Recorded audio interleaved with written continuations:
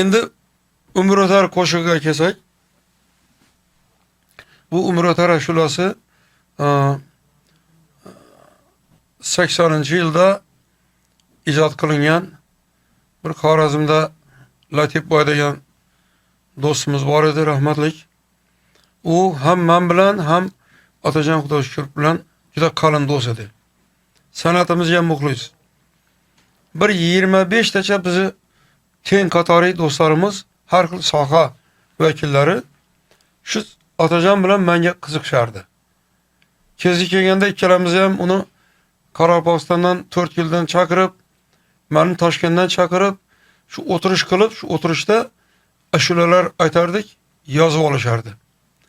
Oldin katta dasturxon yozilib turgan bo'lsa, biroz qorin to'ygandan keyin shu sal chekkaroq olib, har qaysi o'zini magnitofon bilan kelishardi.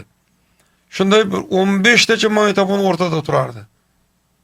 Otajon bir jup, men bir jup, Otajon bir jup, men bir jup qilib, shuna qilib ta ozongacha aytgan kunlarimiz ham bo'lgan.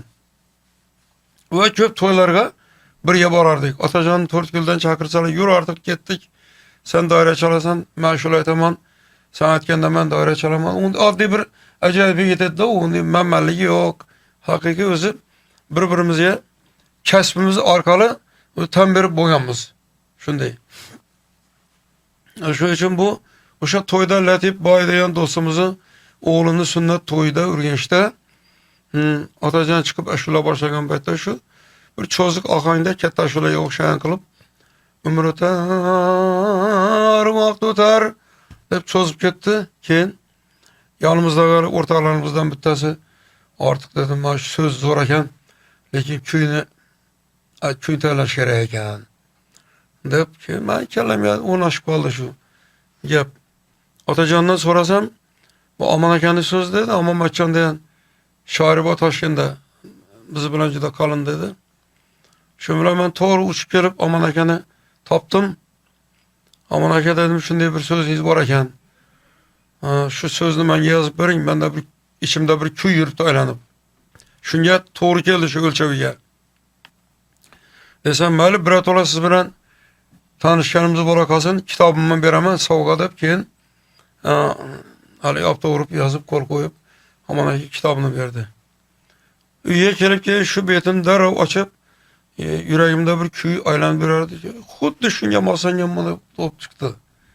Bunday bir 3 kundan keyin Omon akaga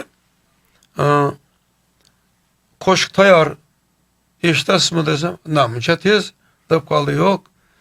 Ya Omon akaga aytib bersam, bu oddiy ashula emas, bu bir katta suyuta bo'pti bu" deb hazırlashib qo'ydilar.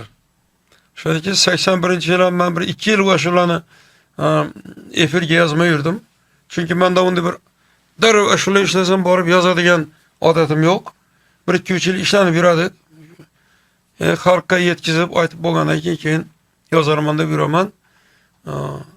Keyin 81-yil yangi yil kechasiga shu ashulani taqdim qildik.